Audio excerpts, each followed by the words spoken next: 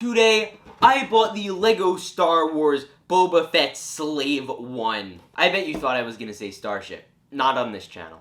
Hello everyone, it is Republic Studs, and welcome to my review of the LEGO Star Wars Set 75312, the Boba Fett Slave 1, because it is not a Starship, it is a Slave 1. This set comes with 593 pieces, is $50, and it is absolutely insane, so I want to get into all of it, but before we do, I'm going to ask you to smash that like button for the YouTube algorithm. It'll help me out a metric ton, and you know, why isn't it like button? Guys, it's not blue yet.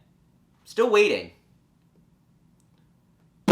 Let's get into the video. Let's start off with our hyperlapse. I didn't finish it all the way because my phone died in the middle of the live stream, but hey, it happens. Let's go watch that, and if you want to skip ahead, there's a little timestamp to start the review.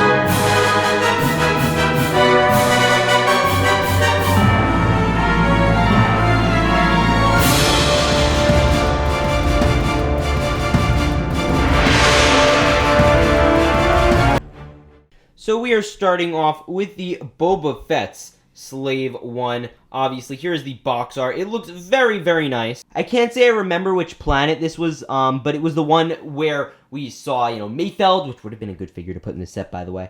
But either way, it's very lush in the background. You get all the details up top. You get the figures in the back. And then you will see the back side. And this is the same planet. You obviously get Boba Fett talking to his buddy Mando while loading this up. You get the speeder in the back, as well as a little description of all the play features, and there are a lot of them, which I will get into right now. And we also again have that side box art, which I think looks really nice. Here is the pretty much sole reason anyone is getting this set, and it is for this beautiful looking Boba Fett minifigure. So to start off, obviously he has his beautiful leg printing from toe to belt, which merges great, by the way. You get the rockets on the feet, which is all awesome. Then you move up and you see the nice dark green torso, which looks great again. You get all his Mandalorian logos and all of that stuff. You get the little hood, fading over almost, which looks decent. And then you will move over, and obviously I would like to take the blaster out of his hand. I'm not a huge fan of the new blaster design, by the way. And you will move over to his arm printing. Now, I'll try to focus as best I can. It looks great, and same thing with the other side. You do get his little great Mythosaur logo on the back. You get his missile as well. And then you move his helmet off, and you get a fantastic print. They have not done like a really good-looking Boba Fett face print yet, and this is it. This is a great one. So then you're going to want to take that off. You do get this wrongly colored jetpack, obviously, and I'll talk about that in a second. But you do get the back printing, which was wildly unnecessary in the amount of detail they put back there, but they still did it, which is great. And you sadly have to put this less exciting, jetpack over it, which kind of stinks. And obviously, you guys know the big problem is that the helmet is not the right color. Now, I don't know if they had to take certain times to make a mold, but the mold should have been this dark green that's on the torso, as the entire figure or the entire character is that way in the show, which is a little inaccurate. You'll notice even around where his shot mark is from Cad Bane. That is dark green, and you'll see some dark green highlights down here, and it's dark red around his visor. It is light green everywhere else, which is not great. Now let's move into the Mandalorian minifigure. Now obviously next up we have Din Djarin or Mando. Now a few minor inconsistencies is that they gave him this pistol instead of the one he got in the Trouble on Tatooine set. which is a little inconsistent. You know, I like LEGO to be fairly consistent with that stuff, but that's not really a bad thing at all. It's, like, they include extras in that set. But yeah, and you also do get his Beskar staff, which I believe this is the first one. I'm pretty sure it comes in the Moff Gideon's, but it's nice that they included that here. And then you just move those out. Obviously, this is no new minifigure, but it is still nice nonetheless. One of the nicer minifigures of the year. You know, you do get all around printing. You know, you check out the Encounter on Tatooine review, but it looks great. And then you move up, you do get some great back printing as well. And then you move this down, and you get the Mando helmet. And obviously, this whole batch had to be misprinted. Because the reason I say that is because, look, you'd see the black right there. It's right on the bottom. They obviously printed them down a little too far. That's without a doubt. But, you know, it's still nice nonetheless. I really, really like the minifigure. Obviously, you do have the Mudhorn all there. But great minifigure. Now, I wish there was another minifigure in this set. I feel like it should have had 3 at the $50 price range. But hey, let's take a look at that Gamorrean. So here is the special sticker piece of the Gamorrean. I really, really like this. First of all, this is compatible with the Razor Crest.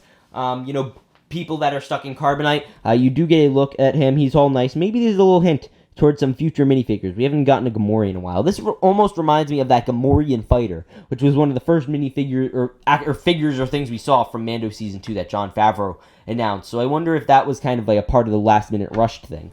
Like Boba Fett captured the Gamorrean fighter, which is pretty cool. You know, nothing on the back, but it's still neat, and it slides into the ship nicely, which we'll show you right now.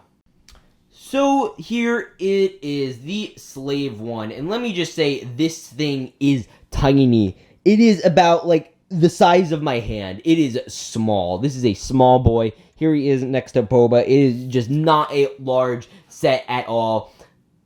It feels about the same size as the new TIE Fighter. Like, I'll say that. It's very, very tiny.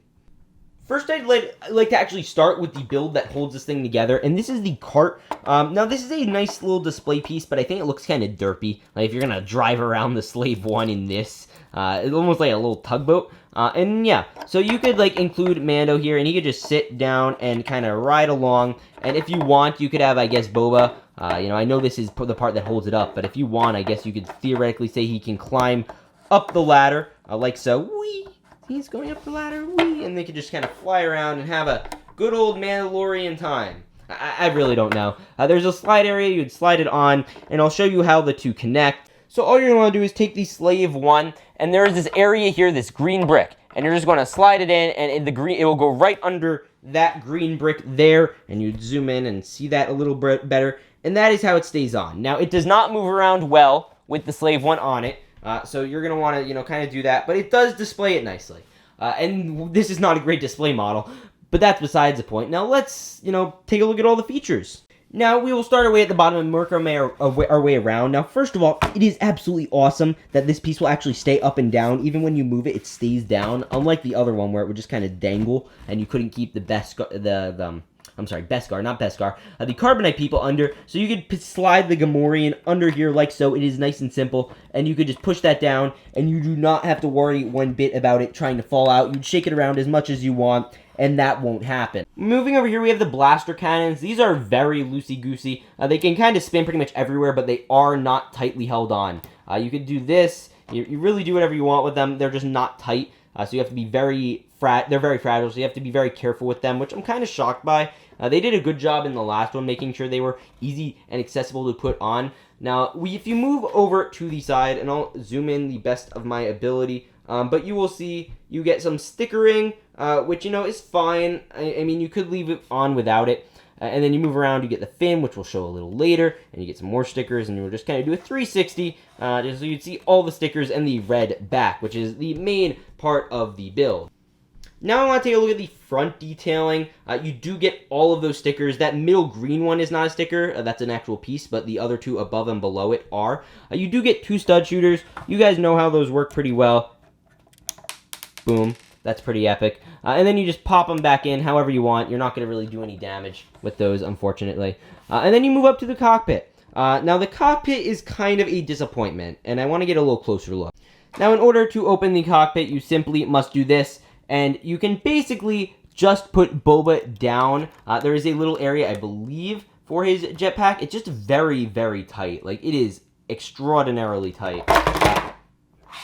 And as you can see, this thing's very wobbly, but I was able to put him in. He goes in pretty simply. He fits in well, generally speaking. There's no area to put his blaster, which kind of stinks. And again, like, this is so wobbly, you won't even believe it. And yeah, it's quite an interesting build, that's for sure. So here is the build. Obviously, you know, you can swivel this, and the things kind of move with wherever you turn them. And again, the blasters keep falling off. Like, this is the problem I have with this set. It's very, very, you know, breakable, and there's a lot of small stuff that can fall off easily. Maybe that's just me. And, you know, that spins all nice and dandy. And then you move to the back, and you do get a nice little look at the engines. You get some details. They should have put a clip back here for the blasters, which would have been nice. I don't see any clips, like, on the speeder. And then there is a little handle, and this one's kind of hard to access. Like, I don't even know how a little kid would get down that. Like, I'm trying. And yeah, you get this little handle. It is very tiny. It's kind of simple, you know. You get the message. It's nothing crazy. I know it's for kids, but it's just small. I think now it is my full time for all the thoughts on this set, so we'll get into that right now. So here are going to be my thoughts on the Boba Fett Slave One. Now, first off, why is it not named the Slave One? Obviously, Disney wanted to change the marketing. They don't want to call it the Slave One. They want to call it Boba Fett Starship, which I think is really dumb. They should have called it the Slave One. That's the name of the ship. Generally speaking, bad things don't necessarily mean you have to get rid of them, like the Death Star. What do they call it? The giant laser ball? Because death is pretty morbid. I mean, death is pretty bad. But that's besides the point. The main reason to get this set is obviously for the Boba Fett.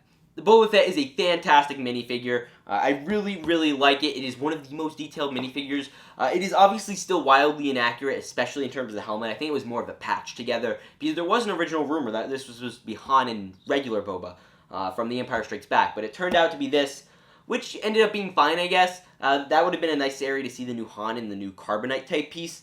Now, here is my thoughts on the price. $50 is a lot.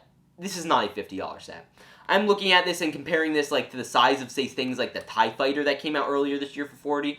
It feels like the same type of value as that. It does not feel like a $50 set, which is why I'd say I strongly, strongly recommend that you wait until Black Friday, which is around the end of November, or till next year when it's just going to be on sale, around $30, $40 is even a lot, but I think if you could get it down to like $38, I think that's a great deal for this set. I think that would be perfect. I think I actually heard that Costco has them for $38, so if you want this, check out Costco. Obviously, Beskar Mando is a nice inclusion. I think the cart looks a little derpy and it's not great handling, but overall I think I'd give this set a 7 out of 10 just because I'm not a huge fan of the downscaling of sets, and this does not feel like $50. The price is just insane.